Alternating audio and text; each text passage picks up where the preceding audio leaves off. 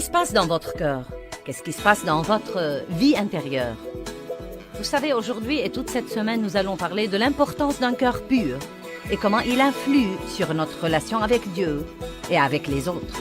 Je sais que vous allez être bénis.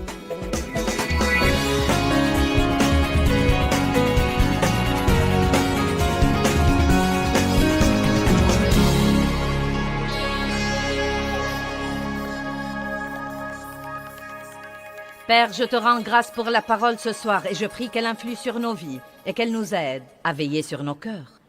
Si j'étais montée en chair ce soir sans vous dire ce que je vais enseigner et que je vienne vous dire, j'ai appris cette semaine que j'ai une maladie de cœur. Tout le monde aurait dit, oh! Mais la vérité est que j'ai vraiment une maladie de cœur et vous aussi. Chacun de nous dans cette salle ce soir a une certaine maladie de cœur. Et chaque fois que je vais chez le médecin et que je me fais faire un bilan de santé, il me fait un examen du cœur. Et je crois que les chrétiens doivent vraiment examiner leur cœur beaucoup plus souvent. Car c'est étonnant, honnêtement et sincèrement, c'est vraiment étonnant ce que nous faisons les choses machinalement et continuons à faire la chose chrétienne que nous faisons. Et pourtant, il s'est glissé quelque chose dans nos cœurs qui nous fait mal et qui fait mal aux autres parce que ce qui est en nous va sortir de nous. Et plus vite vous détectez une maladie de cœur et que vous la traitez, mieux c'est pour vous. Quand nous laissons les mauvaises choses dans notre vie sans surveillance longtemps, elles s'enracinent plus profondément et elles deviennent plus difficiles à traiter. Nous allons passer beaucoup de temps ce week-end à parler de la condition de nos cœurs et nous allons parler de la manière dont Dieu teste nos cœurs également. Et les tests que nous passons dans la vie sont très importants pour nous. Dieu ne joue pas pour voir ce que nous pouvons supporter. Dieu nous fait un test, non pas parce qu'il veut savoir ce qu'il y a en nous, parce qu'il sait tout déjà, mais parce qu'il veut que nous sachions nous-mêmes ce qu'il y a en nous. Et nous sommes parfois surpris par ce qu'il y a en nous. Amen? Je n'arrive pas à croire que j'ai fait ça. Et il veut que nous manifestions ces choses pour que nous puissions nous en occuper et y faire face, et comme ça nous grandissons. La vérité nous affranchit. Nous ne sommes jamais affranchis en vivant dans l'obscurité et en vivant dans la tromperie. Satan est le maître de l'obscurité. Tout ce que nous pouvons tenir secret dans nos vies, Satan peut le contrôler. Mais quand ça sort à la lumière et ça se révèle, si nous le voyons comme il faut et nous laissons Dieu s'en occuper comme il faut, nous passons à un nouveau niveau de liberté et à un nouveau niveau de puissance. Amen? Donc, Proverbe 4, 23. Garde ton cœur en toute diligence et en toute vigilance, car de lui sont les issues de la vie. Maintenant, regardons ça. Il ne dit pas que quelqu'un va garder votre cœur, que Dieu va garder votre cœur, que Joyce va garder votre cœur, que votre voisin va garder votre cœur, que votre pasteur va le garder. Il dit, garde ton cœur. C'est une responsabilité que chacun de nous doit prendre. Et si vous ne retirez rien d'autre de ce message, je veux que vous compreniez que vous avez la responsabilité de garder votre cœur. Et croyez-moi, c'est pratiquement un travail à plein temps. Car on ne sait jamais ce qui pourrait arriver à n'importe quel moment. On ne sait jamais ce que quelqu'un pourrait nous dire, qui pourrait nous blesser, et tout à coup, nous aurons une blessure là-dedans que nous devons traiter. Nous ne savons pas quand quelqu'un va nous décevoir, nous trahir ou nous laisser tomber. Nous ne savons pas, n'est-ce pas? Nous ne savons vraiment pas ce que tout le monde fera.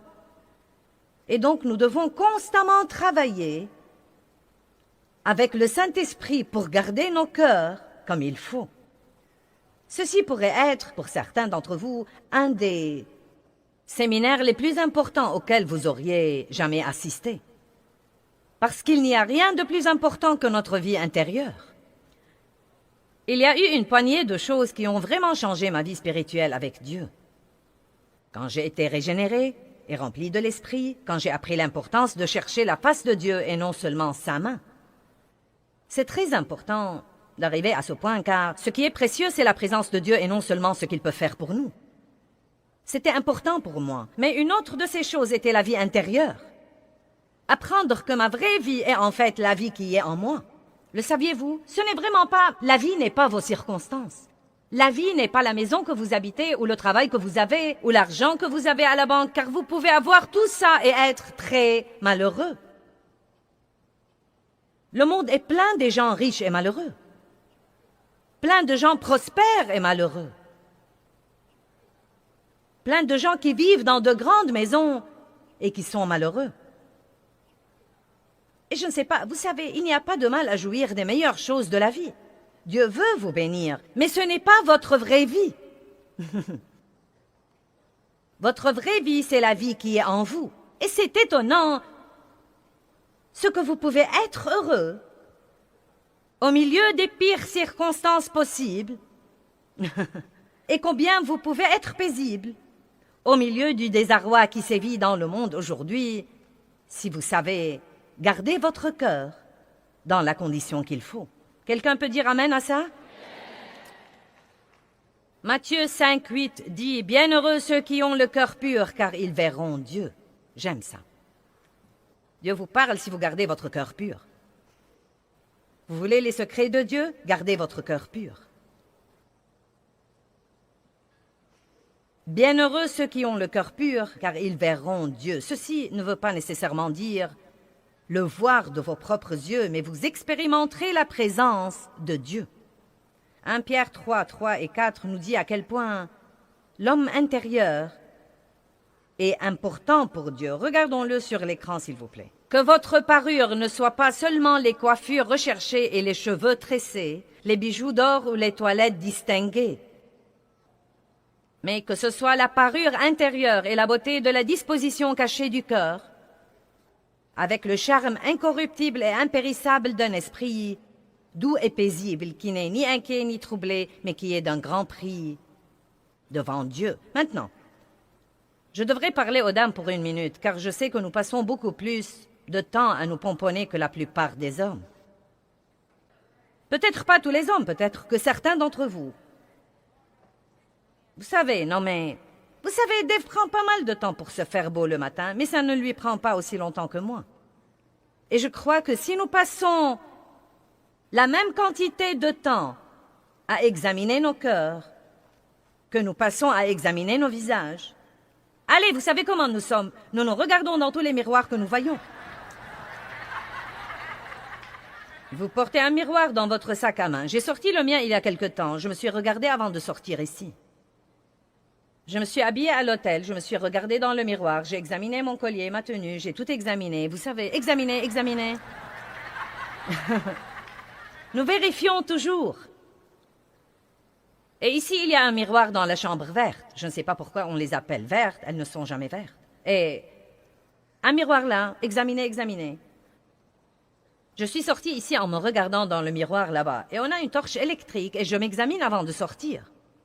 Donc si nous pouvons nous donner tout ce mal pour examiner notre apparence et s'assurer que rien n'est de travers, que le rouge à lèvres est toujours là, que les boucles d'oreilles ne sont pas de travers, la fermeture est claire et comme il faut, nous pouvons sûrement passer un peu de temps à examiner nos cœurs. Car, à dire vrai, Dieu s'en fout pas mal et me donne pas vraiment d'importance à ma tenue vestimentaire. Car ce qu'il voit vraiment, et à propos l'ennemi le voit aussi, c'est comment je suis vêtu dans l'esprit. Je veux que vous compreniez cette réalité. Le royaume spirituel est aussi réel que le royaume naturel. Ce n'est pas parce que nous ne le voyons pas qu'il n'est pas là. Et nous devons commencer à prêter plus d'attention à notre vie intérieure qui est nos pensées et nos attitudes. Amen? Est-ce que ça va pour vous jusqu'ici? Maintenant, quand nous parlons du cœur, notre cœur comprend. Il comprend les émotions, toute notre vie spirituelle, notre vie mentale et notre vie physique. C'est la partie la plus secrète où c'est la partie la plus cachée de notre vie. C'est la partie la plus profonde de nous, notre cœur. Une des premières leçons que j'ai apprises de Dieu, et je me souviens toujours, où j'étais assise dans ma maison, j'étais assise sur le canapé. Je donnais une petite étude de Bible à la maison à l'époque. J'avais un grand rêve et une vision, mais j'étais très loin de là où je suis aujourd'hui. J'avais 3 enfants en ce temps-là, et je tâchais de les endormir tous les jours pour avoir 2 ou 3 heures libres pour étudier, car je sentais que j'avais un appel sur ma vie. Je ne pouvais pas suivre des cours de théologie, j'avais 3 enfants et donc j'étudiais tous les jours avec le Saint-Esprit. Et une des premières choses que Dieu m'a apprises, et je crois que c'est très important pour notre vie, et c'est une leçon que nous devons apprendre tout le temps, c'est l'importance des motifs. Car le motif n'est vraiment pas ce que nous faisons. Écoutez-moi, le motif n'est vraiment pas ce que nous faisons, c'est pourquoi nous le faisons. Et la Bible nous dit très clairement dans 1 Corinthiens chapitre 3, versets 13 à 15, que nous allons lire,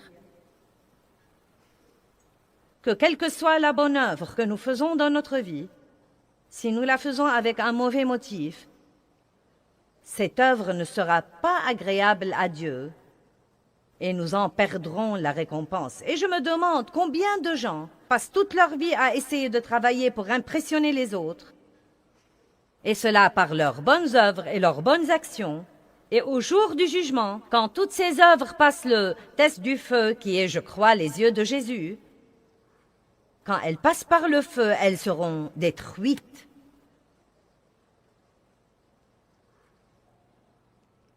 1 Corinthiens 3, 13.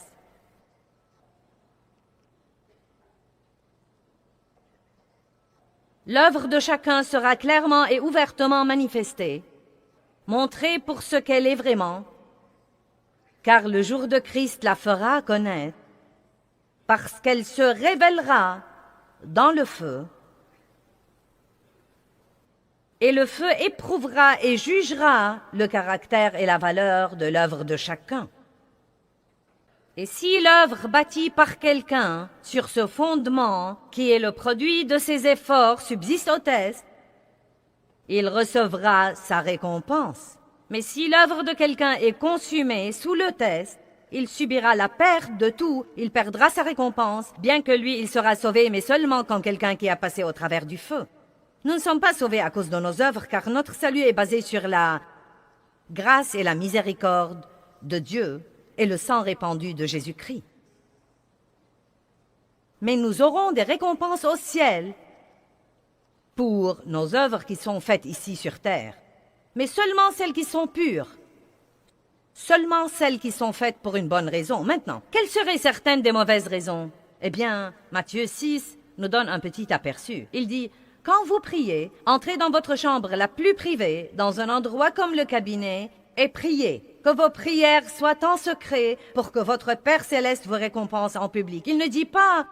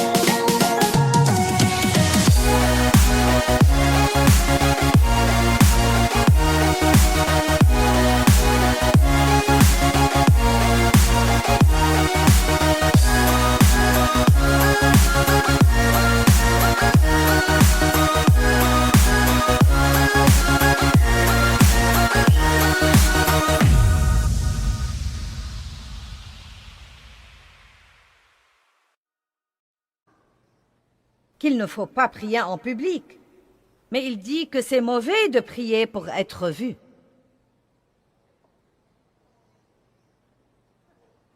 Et il dit que quand vous faites de bonnes œuvres, ne les faites pas pour que les autres vous apprécient. Et si nous sommes tous très honnêtes, et l'honnêteté avec soi-même est la pilule la plus dure à avaler. Quand vous venez à un message comme ça, je sais que vous pensez déjà à tous ceux que vous auriez voulu qu'ils soient là. Vous vous dites, oh mince alors, si un tel était ici, ou si je pouvais faire venir mon fils ici, si je pouvais faire venir mon mari ici ce soir, la bonne nouvelle est que vous êtes ici. Dieu vous a fait venir ici, et ceci est pour vous. C'est très facile de faire face à la vérité de quelqu'un d'autre. Ce n'est pas très facile de faire face à notre propre vérité. Mais si nous pouvons le faire, nous pourrons passer à un nouveau niveau. Donc si nous sommes honnêtes avec nous-mêmes, nous devons admettre que, au moins jusqu'à ce que nous apprenions mieux, et il faut pas mal de matchs de catch avec Dieu pour apprendre mieux, nous voulons nous impressionner les uns les autres. N'ayez pas l'air si innocent.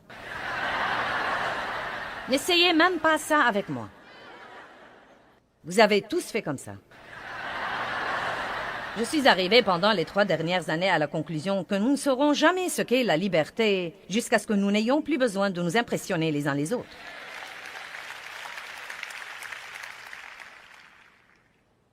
C'est à ce moment-là que nous serons libres, quand nous ferons ce que nous ferons pour le Seigneur, parce que nous l'aimons et que nous ne nous soucions que de ce qu'il pense,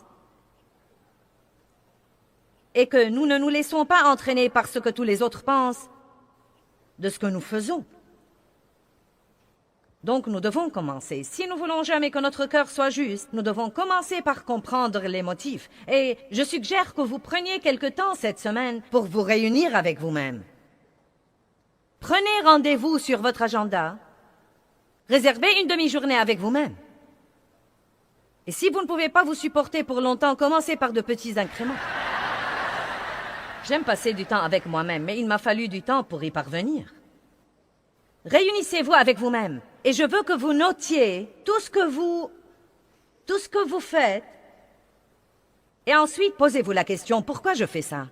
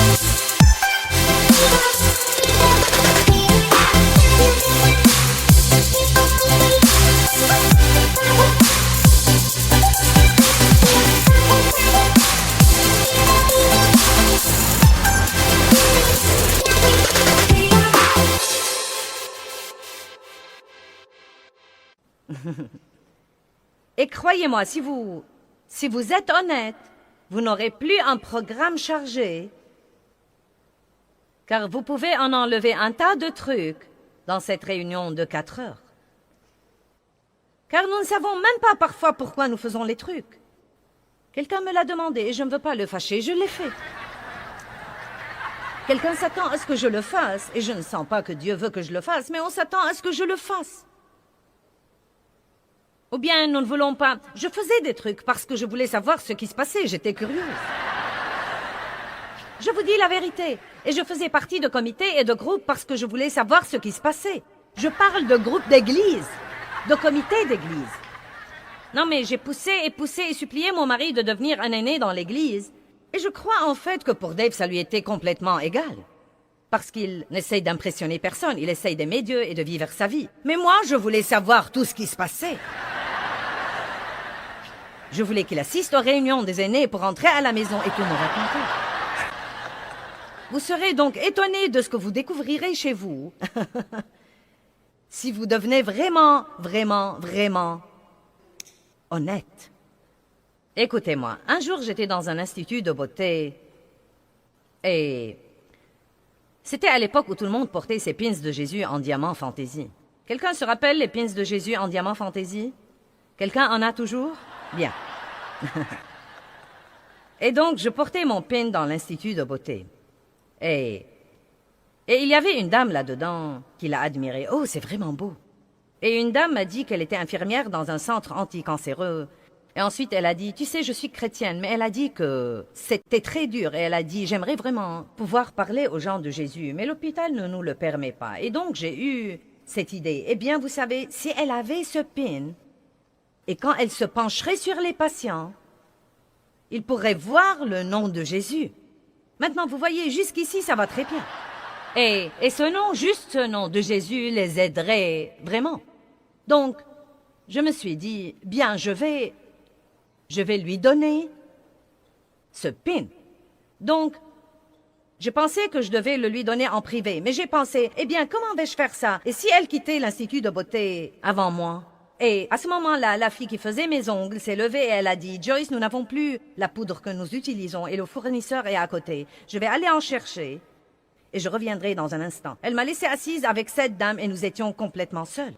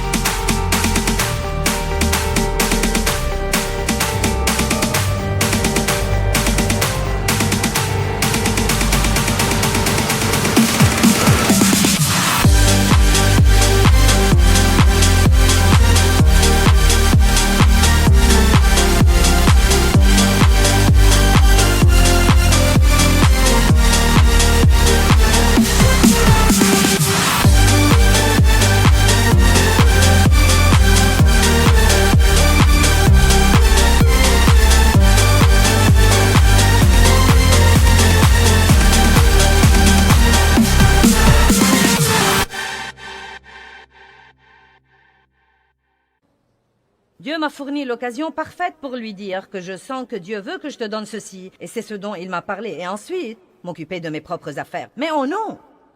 Non! Je devais attendre le retour de l'autre dame, car j'avais ce débat dans ma pensée. Eh bien, vous savez, il lui serait très utile de me voir donner ce pin, et elle comprendrait sûrement que le don fait partie de la vie chrétienne, et ceci pourrait l'aider à donner. J'étais vraiment une femme si charnelle et si stupide. Et quand j'ai quitté le magasin, Dieu m'a dit « J'espère que tu as aimé ça, car c'est toute la récompense que tu auras. » Ensuite, je me suis rendu compte. C'était charnel, charnel, charnel, charnel. Et je suis sûre que vous n'avez pas besoin de réfléchir longtemps pour trouver quelques trucs comme ça dans votre vie. Nous voulons être vus. Nous voulons être remarqués. Nous voulons être appréciés. Nous voulons être remerciés. Nous voulons que quelqu'un nous applaudisse et nous récompense. Et tout ceci est très bien si Dieu vous le donne. Mais si vous trichez pour l'avoir, vous perdez.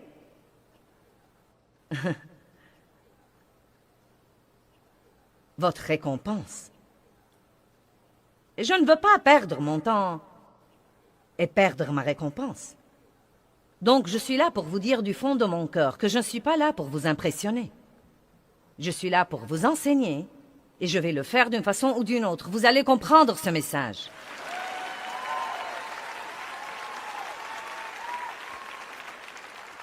Maintenant, nous allons commencer à parler des différentes maladies de cœur. La première maladie de cœur dont je veux vous parler est la dureté de cœur. La Bible a en fait beaucoup à dire d'un cœur dur. Hébreux 3, 7, 8. C'est pourquoi, selon ce que dit le Saint-Esprit, aujourd'hui, si vous entendez sa voix, n'endurcissez pas vos cœurs comme lors de la révolte d'Israël, où ils m'ont provoqué et irrité le jour de la tentation dans le désert. Quand vous endurcissez votre cœur, vous entendrez ce que vous voulez entendre et non pas Dieu. En l'endurcissant et en ne réagissant pas à la voix de Dieu, vous aurez l'audition sélective. Vous serez atteint de la surdité spirituelle. Et vous voulez toujours que Dieu vous parle et... Il vous parle, mais vous ne voulez pas entendre.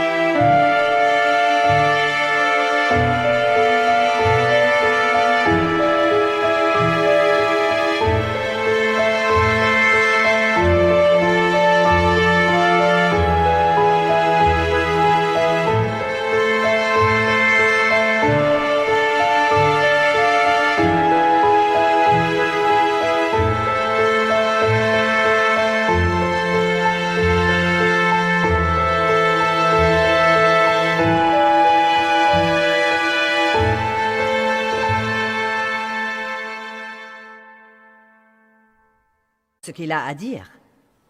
Quand vous endurcissez votre cœur, il vous sera difficile d'avoir la foi enfantine et de croire vraiment Dieu. Il est très important de garder un cœur tendre devant Dieu. Nous avons chanté un cantique qui dit « Brise mon cœur avec ce qui brise le tien ». Et je crois que nous devons demander à Dieu d'attendrir nos cœurs. Et j'ai pensé à l'attendrissement du cœur Et il y a 2 moyens pour avoir ceci, et l'un d'entre eux est beaucoup plus préférable à l'autre. Si je veux attendrir une pièce de viande, je peux utiliser un couperet. Et j'y ai pensé trop tard. Je voulais l'avoir ici, mais je n'ai pas eu le temps de me le procurer. Je vous prie donc d'utiliser votre imagination. Non, mais je voyais ma mère à l'époque où j'étais enfant. Peut-être qu'on n'avait pas d'autre moyen pour attendrir la viande, mais elle achetait une pièce de viande et elle prenait ce couperet et elle l'abattait, elle l'abattait.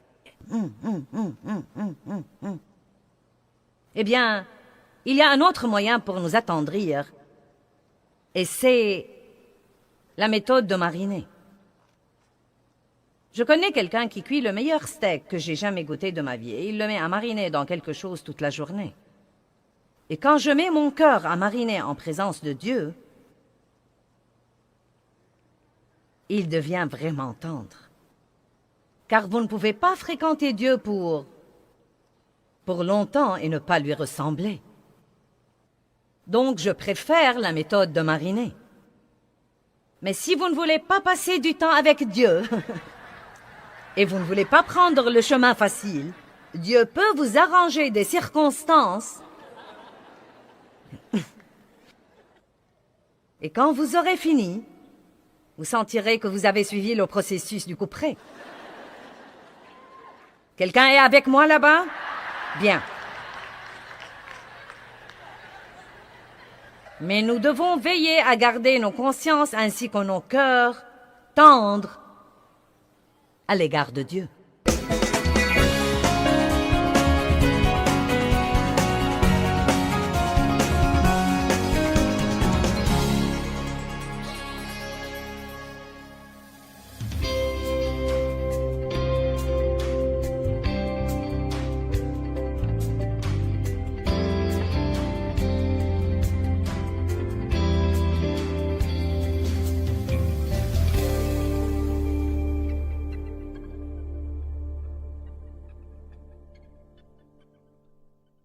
Step 1, wake up early, gonna rise with the sun. Step 2, get some good, some food in you. Step 3, think real hard about what you wanna be.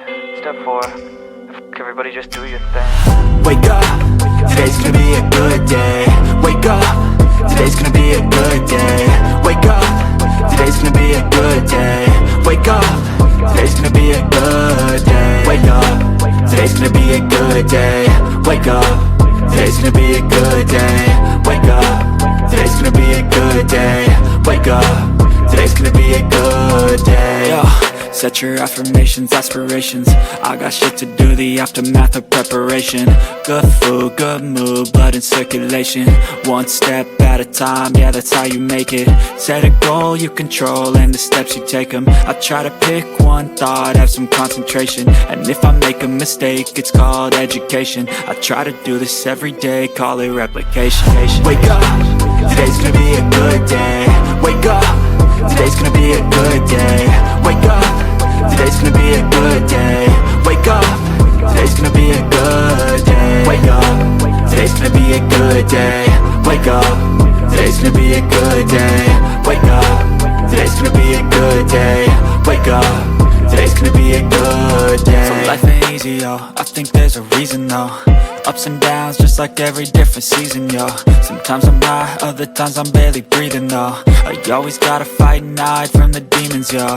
Negative thoughts are poison, they rot, Head full of flies, so here come the clouds, They'll never stop unless I can swap all the bad for the good in my head when I'm lost, Yeah, so I'ma fake it till I make it. Positive thoughts are overtaken, I got patience. One day at a time is how you operate a cadence. A flow, you grow, you show yourself a foundation. Stay away from all the shit that causes temptation. I know that I like to do it cause it's sensation. I live my life in my head like a narration. Don't expect greatness, do my best, man, I'll take it. Wake up, today's gonna be a good day. Wake up, today's gonna be a good day. Wake up, today's gonna be a good day. Wake up, today's gonna be a good day. Wake up, today's gonna be a good day. Wake up, today's gonna be a good day. Wake